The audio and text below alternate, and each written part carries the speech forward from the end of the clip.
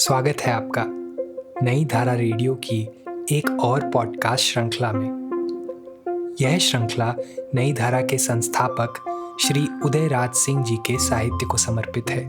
उदयराज जी के इस जन्मशती वर्ष में हम उनकी अमूल्य साहित्यिक धरोहर आप तक लेकर आ रहे हैं इस पॉडकास्ट के माध्यम से। सुनना न भूलें नई धारा रेडियो पर। वजाहत मामा, हिफाजत मामा। बचपन में बड़े बूढ़ों से सुना करता था कि मेरे पितामह के दरबार में मुसलमान शायरों का खासा अच्छा जमघट रहता था। संस्कृत के श्लोक तथा ब्रिज भाषा के कविता सवैयों के पाठ के साथ ही साथ उर्दू और फारसी के शेर तथा गज़लों का भी दौर दौरा था। इसी गंगा जमनी संस्कृति के साये में मेरे परिवार का घनिष्ठ संबंध कई अच्छे मुसलमान घरानों से बराबर रहा। मेरी माँ के आने के बाद यह संबंध और भी विस्तृत ही हुआ। आरा के लब्ध प्रतिष्ठित मुसलमान घराने के अधिष्ठाता चौधरी करामत हुसैन साहब मेरे नाना के केवल मित्र ही नहीं थे, वरन एक माँ के कोख से पैदा हुए दो भाइयों की तरह ही रहा करते थे। मेरी माँ जब पहले पहल सूर्यपुरा आईं तो उन्हें रुखसत कराकर मायके ले जाने के लिए भाई का रिश्ता निभाते हुए चौधरी साहब के द्वितीय पुत्र वजाहत हुसैन सूर्यपुरा आए थे और मेरी माँ को रुखसत कराकर आरा ले गए थे। फिर तो उनका और उनके छोटे भाई हिफाजत हुसैन का सूर्यपुरा आना अक्सर रहा करता था और मैं जब होश संभालने लगा तो मुझे कई एक साल तक पता ही नहीं चला कि वजाहत मामा तथा हिफाजत मामा मेरे अपने मामा ना हो।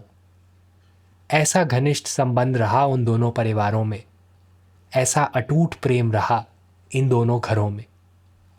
जब मैं तुतला ही रहा था तो मेरी माँ ने कहा कि चौधरी साहब तुम्हारे चौधरी नाना हैं और उनकी स्त्री तुम्हारी चौधरी नानी। फिर तो चौधरी नाना का नाम सदा ही हमारी जबान पर रहता।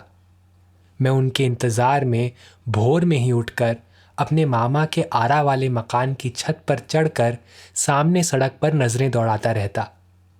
चौधरी साहब अपने घर से निकलकर प्रतिदिन भोर में अपने कतिरा गार्डन हाउस टहलने जाते। मैं उन्हें देखते ही चौधरी नाना चिल्लाता छत से उतर पड़ता और उन्हें पकड़ने को बेतहाशा सड़क की ओर दौड़ जाता।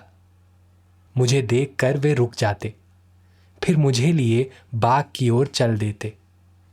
वहीं घर का बना नमकीन बिस्कुट वह मुझे खिलाते। उस बिस्कुट में लज्जत कुछ ऐसी थी कि रसना प्रतिदिन उसका स्वाद लिए बिना शांत नहीं होती। इस घटना के अतिरिक्त चौधरी साहब की कोई भी स्मृति आज मेरे मन में शेष नहीं रही। जब मैं होश संभाल ही रहा था तभी सन 1929 में वे एकाएक उठ गए। हाँ, आज जब भी स्मृति के प्रांगण में वजाहत मामा और हिफाजत मामा की सूरत नज़र आती है तो उनके जीवन के न जाने कितने नक्शे नाच उठते हैं मानस पटल पर बरबस। मेरी माँ अपने सभी बच्चों को बहुत सादे ढंग से रखती थी। सूर्यपुरा के देहाती बाजार में जो भी कपड़ा उस समय मिलता उन्हीं का जांघिया कमीज सिलवा देती, और वह भी मेरे विशाल गढ़ के साये में एक झोंपड़ी में बसे हुए बबूली दर्जी से ही। एक दिन अपने बड़े भाई, दोनों बहनों तथा अपने बचकाने वार्डरोब में सिल्क के एक से एक विलायती डिज़ाइन के कपड़े देखकर चकित रह गया। मेरे बूढ़े नौकर छोटक से गढ़ के कटहरे पर झगड़ा हो गया। आखिर ये मेरे कपड़े नहीं, मैं तो इन्हें पहनना भी नहीं जानता, तो फिर ये हैं किसके? मैं खलकी लांघता माँ के पास पहुंचा और कहा, आज छोटक मुझे गलत कपड़े पहना रहा है। माँ ने हंसते हुए कहा, ये तुम्हारे ही कपड़े हैं, नई मामी पीलीभीत से लाई हैं। नई मामी? कौन मामी? मैंने सवालों की झड़ी लगा दी। वजाहत मामा की नई बीवी, वजाहत मामा आज ही हमें लेने मोटर लेकर आ रहे हैं। कल सुबह ही आरा जाना है। छुट्टियों में जितने दिन वे आरा रहेंगे, हमें सूर्यपुरा लौटने की वे छुट्टी न देंगे। मेरा बाल सुलभ हृदय खुशी से नाच उठा। उन दिनों चौधरी साहब के परिवार में पर्दे का बहुत रिवाज था। चौधरी साहब की हवेली में एक छोटा नौकर भी नहीं जा पाता था। मगर हम लोग तो घर के ही सरीखे थे, क्या अंदर और क्या बाहर, सभी जगह हमारी पैठ थी। मेरी माँ बहुत ही मिलनसार महिला थी। जितने दिनों आरा रहती, अपने किसी न किसी रिश्तेदार के घर चली जाती और उनके घर के हर काम में हाथ बटाती। सबसे छोटा बच्चा होने के नाते मैं उनके साथ बराबर लग जाता। उस दिन चौधरी साहब की हवेली में एक नई औरत को देखकर मैं भौचक्क में पड़ गया। सबों की नजरें बचाकर मैंने मां से पूछ ही दिया, अम्मा, यह सरी का सलवार कुर्ता पहने गोरी गोरी सी कौन है? आखिर औरतों के लिए यह कैसा लिबास? मुझे तो सब अजीब सा लगता है। मेरी मां हंस पड़ी। अरे, यही ना सईदा मामी हैं, वजाहत मामा की बीवी। यही तुम लोग के लिए कपड़े लाई थीं। लाहौर की हैं, वहां की सभी स्त्रियां सलवार कुर्ता पहनती हैं। तो पंजाब की संस्कृति से मुझे पहले पहल परिचय सईदा मामी के जरिए हुआ। इसी बीच वजाहत मामा न जाने किधर से टूना टूना मेरी माँ का पुकार का नाम कहते पहुंच गए और मुझे देखते ही आ गए बेटे कहते गले से लगा लिए। यह घटना 1930 की होगी। उन दिनों वजाहत मामा के गंजे सर को घेरे एक करीने से छटे हुए बाल काले ही थे। आंखों के चश्मे का लेंस काफी मोटा था और क्लीन शेव उनका चेहरा जवानी के दिनों में भी एक सौम्यता, एक दृढ़ता सदा बिखेरता रहता। आरा निवासी चौधरी करामत हुसैन साहब के वजाहत मामा द्वितीय पुत्र थे। बचपन से ही बड़े मेधावी और तीव्र बुद्धि के थे। बालक की प्रतिभा को देखकर उनके पिता ने उन्हें लंदन भेजकर आईसीएस की परीक्षा में बैठने का निश्चय किया। ब्रिटिश सरकार के इशारे पर देश की आबो हवा में सांप्रदायिकता के कीटाणु बिखर चुके थे, मगर वजाहत मामा पर उसका कोई असर न था और आरा जिला स्कूल के स्कूली जीवन में उनके अधिकांश मित्र हिंदू ही रहे, जिनमें प्रमुख थे मेरे पिता, छोटे बाबूजी, महावीर प्रसाद, एडवोकेट जनरल बिहार, बाबू राधा प्रसाद शिक्षक तथा बाबू ब्रिजनंदन सहाय वकील। विश्वविद्यालय से बीए डिग्री लेकर वे लंदन चले गए और आईसीएस की पहली परीक्षा में उत्तीर्ण हो गए। ट्रेनिंग खत्म कर जब वे भारत लौटे तो उत्तर प्रदेश में उनकी नियुक्ति हुई। सरकार की ऊंची कुर्सी पर बैठकर भी उनका माथा नहीं फिरा। विद्यार्थी जीवन का वही शील और सौजन्य उनकी ऑफिसरी जीवन का भी सदा अंग बना रहा। इंडियन सिविल सर्विस का पद पाकर भी उनकी सादगी पर कोई आंच न आई और उनकी आंखों का पानी कभी भी अपना आब न खो सका। छुट्टियों में जब भी घर आते तो स्टेशन से सीधा मामा के यहाँ आकर मेरी माँ और नानी से मिलते। फिर रास्ते में चंद दोस्तों से मिलते हुए कुछ देर बाद ही घर पहुँचते।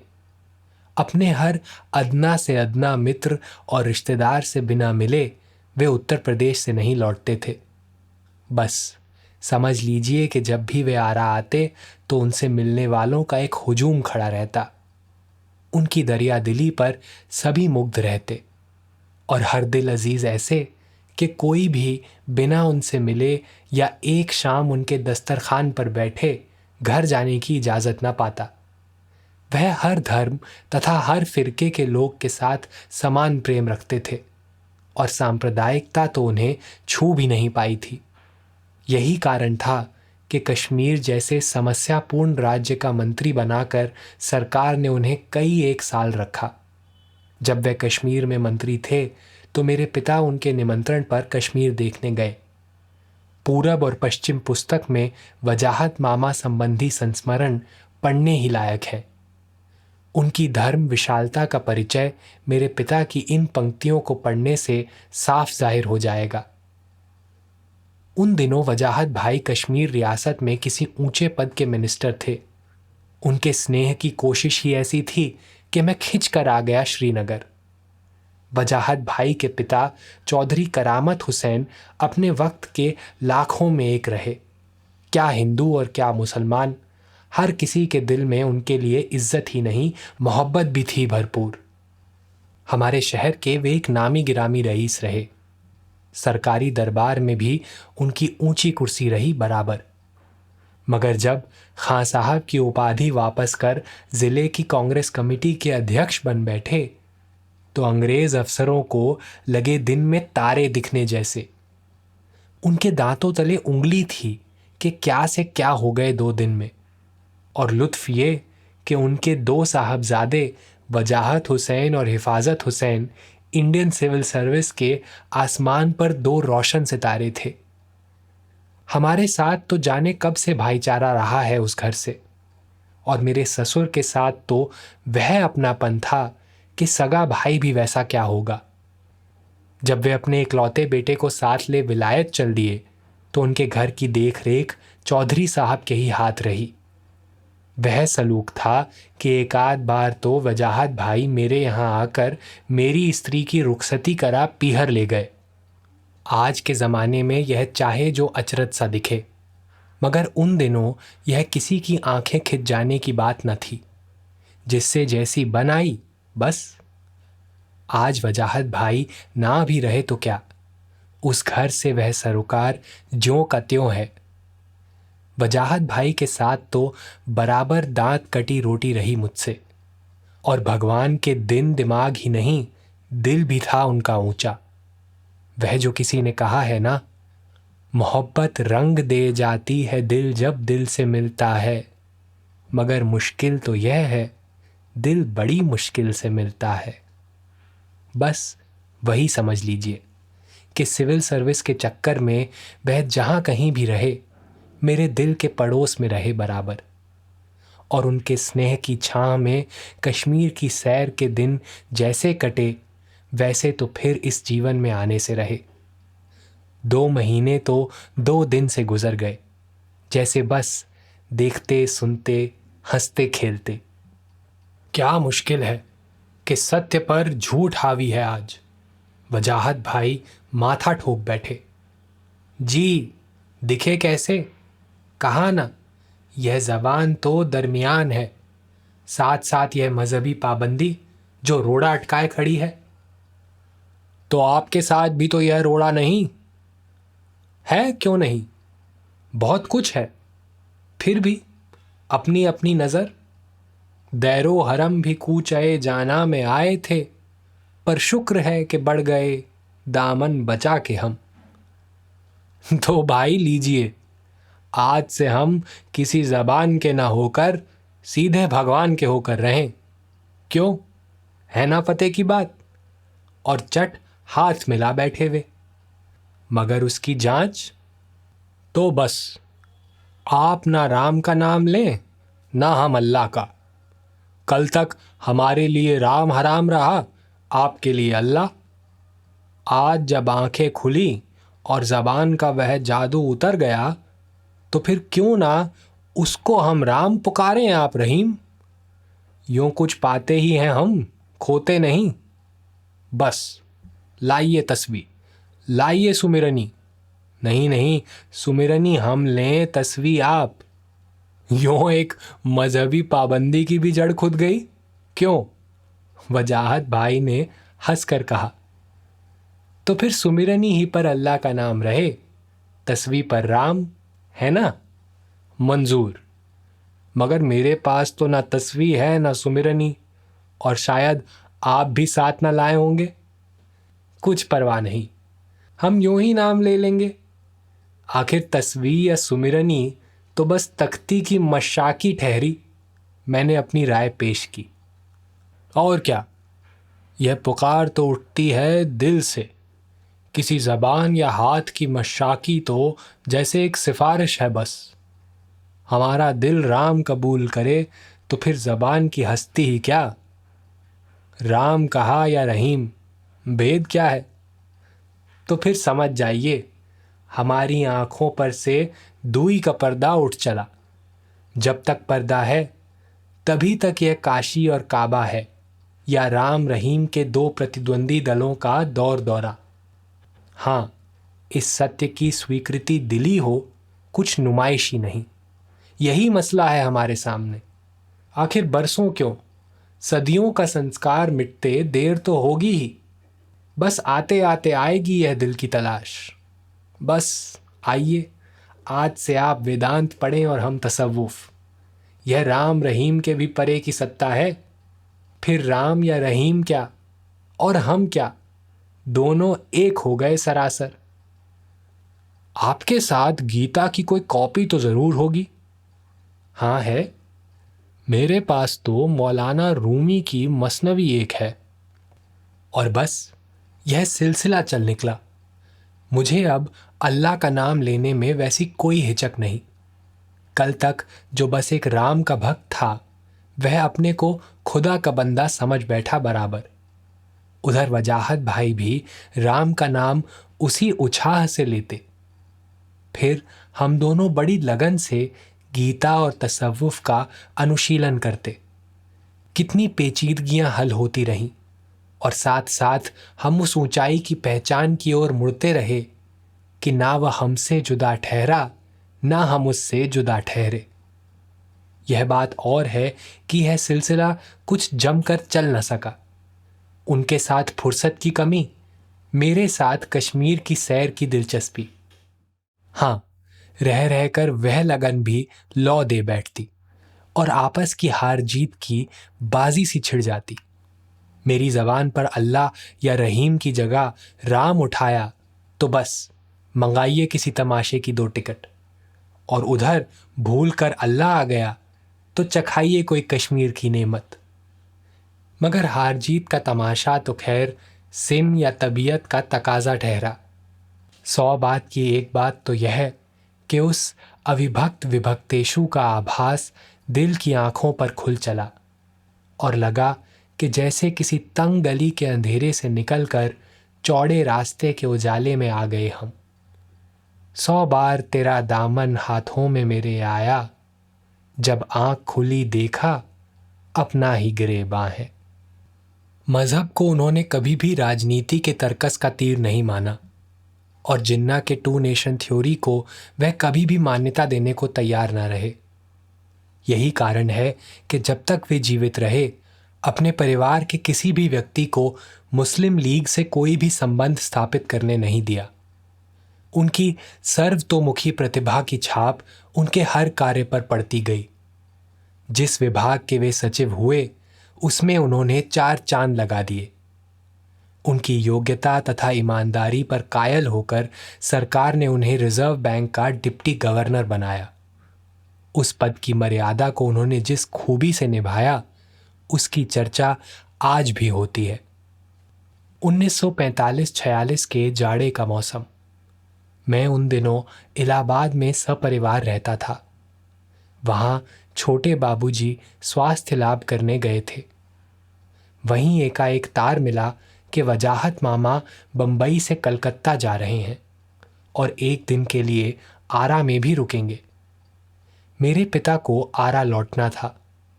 उनकी राय हुई कि उन्हीं के साथ आरा चले जाएं, रास्ता भर साथ रहेगा। हम लोग ट्रेन के समय पर स्टेशन पहुंचे। वजाहत मामा की वही सौम्य मूर्ति, वही दिव्य आकृति ट्रेन से झांक झांक कर हमें खोज रही थी। हमें देखते ही वह उछल पड़े और हरेक से बड़ी अजीजी से मिले। बंबई मेल इलाहाबाद स्टेशन पर कुछ ही देर ठहरती थी। सभी से एक एक मुंह बात करते ही गाड़ी छूट गई। जब तक गाड़ी ओझल ना हो गई, हम एक दूसरे को देखते रहे। मगर हाय, हमें क्या पता था कि वह उनका आखिरी दर्शन था। तीसरे दिन भोर में ही मुझे छोटे बाबूजी ने बुला भेजा। इलाहाबाद की कड़ाके की सर्दी, हम लिहाफ में ही लिपटे थे। इतनी सुबह उठाए जाने से मैं चौंक पड़ा, दौड़ा दौड़ा उनके पास आया। उन्होंने लीडर का सर्वप्रथम पृष्ठ पढ़कर दूर से ही सुनाया, deputy governor of reserve bank is dead. आंखों के सामने अंधेरा छा गया। या अल्लाह, यह कैसी खबर। मैं अवाक खड़ा रहा और छोटे बाबूजी जोर जोर से पढ़ते गए। संध्या समय उन्होंने अपने पिता के मज़ार पर चिराग जलाया। रात में अपने दोस्तों के साथ खाना खाकर सोने गए और अर्धरात्रि के उपरांत अचानक हृदय की गति रुक जाने से वे इंतकाल कर गए। वह उसी साल मध्य प्रदेश के राज्यपाल होने जा रहे थे। जो ज्योतिपुंज आकाश चूमने को उठा था, वह बीच में ही बिखर गया और शाहाबाद का तो मिली जुली संस्कृति का श्रृंगार सौध ही टूट कर गिर गया। उनकी अर्थी में हिंदू मुसलमान दोनों ने कंधा लगाया और उसके साथ जाने वालों में मुसलमानों से भी ज़्यादा संख्या हिंदुओं की थी। हिफाजत हुसैन ICS चौधरी करामत हुसैन के तृतीय पुत्र थे। अपने बड़े भाई की तरह वह भी बड़े कुशाग्र बुद्धि के थे और ICS की परीक्षा में प्रथम बार ही उत्तीर्ण हो गए। वजाहत हुसैन शील और सौम्यता की मूर्ति थे, तो हिफाजत हुसैन तेज और प्रखरता की। उनके जैसा चुस्त शासक तो विरले ही मिलेगा। आलस्य तो उन्हें छू भी नहीं सका था और जिस जिले में भी वह रहे, उस जिले में उनका व्यक्तित्व सूर्य की तरह अटल रहा। मजहब की लंतरानी से वह सदा दूर रहे और सांप्रदायिकता तो उनसे कोसों दूर रही। उन दिनों ब्रिटिश सरकार के इशारे पर अक्सर हिंदू मुसलमान दंगे होते रहते थे, मगर इनके ज़िले में किसी की एक न चलती। जब किसी भी हिंदू या मुसलमान लीडर ने ची चपड़ की कि उसे वह झट सींकचे के अंदर बंद कर देते। इस संबंध में ब्रिटिश सरकार से उन्हें कोई मदद नहीं मिली। जब वे देहरादून के डिप्टी कमिश्नर थे, उन्हीं दिनों पंडित जवाहरलाल जी वहाँ जेल में थे। उनके जेल जीवन संबंधी कहानी वह अक्सर हम लोग को सुनाया करते थे। उसी समय एक बार जिन्ना साहब को मसूरी जाना पड़ा था। कानून यह था कि बिना डिप्टी कमिश्नर के ऑर्डर के मसूरी की सड़कों पर कोई मोटर नहीं चला सकता था। जिन्ना साहब की मोटर को स्टैंड के आगे मसूरी की सड़कों पर ड्राइवर ने चला दिया, मगर कर्तव्य परायण डिप्टी कमिश्नर की निगाह से वे बच न सके। वह गाड़ी रोक दी गई और जब उसको सरकारी इजाज़त मिली तभी आगे बढ़ पाई। हिफाजत मामा के सामने कर्तव्य पहले था, किसी की भी हस्ती पीछे। हिंदुस्तान के बंटवारे के बाद चंद लीगी लीडरों की राय थी कि वे पाकिस्तान चले जाएं, जहां कोई भी ऊंचा से ऊंचा ओहदा उन्हें मिल सकता था। मगर सारे जहां से अच्छा हिंदुस्तान हमारा ही उनको ज़्यादा प्रिय था और वह भारत में ही रह गए। मगर एक कसक उनके दिल में बराबर रह गई। हमारी सरकार ने जाने क्यों उत्तर प्रदेश का उन्हें चीफ सेक्रेटरी नहीं बनाया। सरकार का भी काम कभी कभी निराला ही होता है। मुझे याद आ रहे हैं वह दिन जब उनकी शादी भी नहीं हुई थी और वे शादी करने को कतई तैयार न थे। विलायत से लौटे काफ़ी अरसा हो गया था और उम्र भी 30 के पड़ोस में पहुंच चुकी थी। उनकी माँ परेशान रहा करती थी। एक दिन चौधरी नानी ने मेरी माँ को सूर्यपुरा से बुलवाया और बड़ी अजीज़ी से कहा, टूना, हिफाजत शादी करने को तैयार नहीं। मेरी ज़िंदगी का अब कौन ठिकाना। तुम्हारा छोटा भाई ठहरा, तुम ही उसे समझाओ, शायद बात मान ले। अम्मा ने उस हुक्म को सर आँखों पर उठा लिया और उन्होंने हिफाजत मामा को उसी दिन से तंग करना शुरू किया। पहले तो वे पुट्टे पर हाथ ही नहीं रखने देते थे मगर पहलाते पहलाते महीनों बाद कहीं उन्होंने हाँ कहा। फिर रज़िया मामी से उनकी शादी लखनऊ में सन 1932 में हुई। उस शादी में मेरी माँ ने बहन की सब रस्में अदा की। हम बच्चों ने खूब जश्न मनाया। नई रज़िया मामी की सूरत मुझे आज भी याद है। शहर भर की औरतों से घिरी वह चौधरी साहब की हवेली में एक सुंदर लजीली नवेली सी घूंघट निकाले सिकुड़ी बैठी थी। कहीं नाच गान हो रहा था तो कहीं हंसी के फव्वारे छूट रहे थे। मैं नई मामी को खोजते खोजते वहां पहुंच गया। चौधरी नानी और कई एक मामियों ने हल्ला मचाया, आओ आओ नई मामी को देखो। उन लोग ने उनका घूंघट हटाकर मुझे दिखाया और रज़िया मामी के कानों में कहा भी, यह तो घर का लड़का है, इसके सामने आंखें बंद ना करो।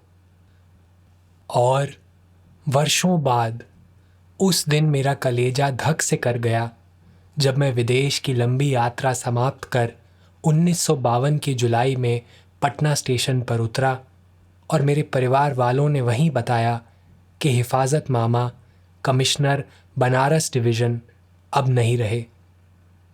1-2 दिन की बीमारी में ही गुजर गए। का दिखाई प्रभु कोई दिखावा। उनका भी अपने बड़े भाई की ही तरह आसमान चूमते चूमते कम ही उम्र में इंतकाल हो गया। हमारे ज़िले की मिली जुली संस्कृति की दूसरी और आखिरी हस्ती भी मिट गई। वजाहत हुसैन ICS तथा हिफाजत हुसैन ICS देश के उन इने गिने विभूतियों में थे जो गांधी जी की तरह हिंदू मुस्लिम एकता में दृढ़ विश्वास रखते थे और भारत की अखंडता पर गर्व करते थे। महात्मा जी की तरह उनका प्रयास भले ही विफल हो गया हो, मगर उन दोनों ने इस आदर्श को जिस तरह अपने जीवन में उतार दिया था, वह आने वाली पीढ़ी के लिए एक चुनौती है। जैसे सांप्रदायिकता तथा विभाजन की भयंकर से भयंकर आंधी के समय भी वे सदा अटल रहे अपने विश्वास पर।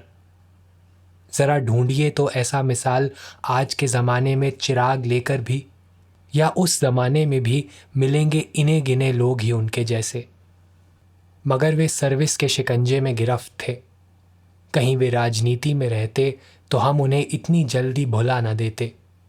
उन्हें आज भी हम सर आँखों पर बिठा कर रखते और हर साल उनकी जयंती मनाकर अपनी डुग्गी भी पीटते।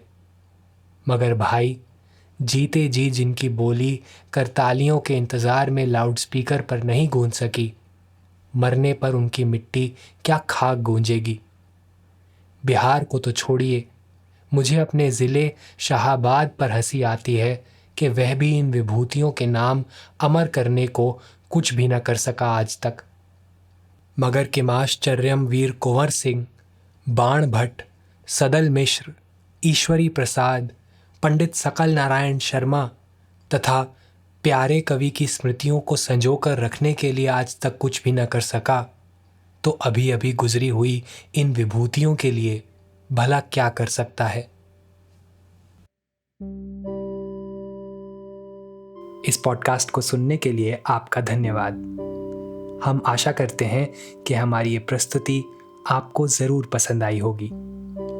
अन्य पॉडकास्ट्स, वीडियो इंटरव्यूज़ आदि के लिए नई धारा को सभी सोशल मीडिया प्लेटफॉर्म्स पर फॉलो करें। जल्द ही आपसे फिर मुलाकात होगी। धन्यवाद।